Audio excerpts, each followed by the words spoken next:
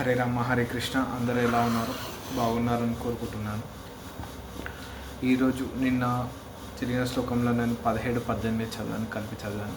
అది 17వ శ్లోకం కాదు, 18వ శ్లోకం. ఈరోజు మనం 1వ అధ్యాయం 19వ శ్లోకంలో ఉన్నాం. శ్లోకం ఇలా చెప్పబడుతుంది: సఘోషో దరస్త్రాణం హృదయన్ వద్రేత్ నవస్కా పితృహిం కైవా తుమలో భవంజదుడు.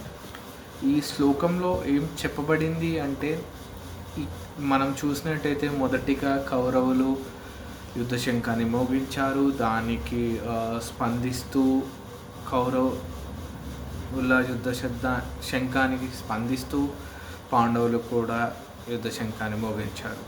ఇక్కడ తేడా గమనించవలసింది, దుర్యోధనుడి ధైర్యం కోసం భీష్మ పితామహులు యుద్ధ శంఖాన్ని మోగించారు. అది చూసి కౌరవులు మోగించారు.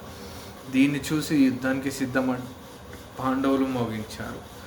వింత ఏమిటంటే, ఈ కౌరవులు మోగించిన యుద్ధ శంఖానికి పాండవులు భయపడలేదు.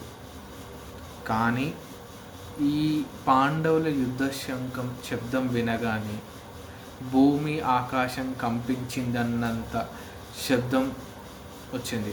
ఆ శబ్దాన్ని విన్నప్పుడు కౌరవుల గుండెల్లో భయం మొదలైంది. దీంట్లో మన జీవితంలో చెప్పుకునేంతగా ఏం లేదు. మేబీ తప్పు లేనివాడు, తప్పు చేసిన వాడికి డిఫరెన్స్ ఇక్కడ చెప్పచ్చు. తప్పు చేసినా అని ఎలా చెప్తాం, దుర్యోధనకు తెలుసు తను చేసిన తప్పని. అందుకే కౌరవుల్లో దుర్యోధనలో భయం మొదలైంది.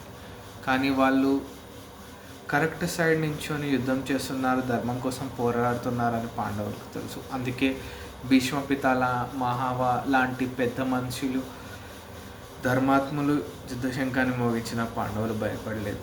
వాటికి సిద్ధం అంటూ యుద్ధశంఖాన్ని మోగించారు. ఇది మనం ఈరోజు శ్లోకంలో గమనించాల్సిన విషయం. మరునాడు మరు శ్లోకంతో వస్తాను. హరే రామ హరే కృష్ణ, హరే రామ హరే కృష్ణ.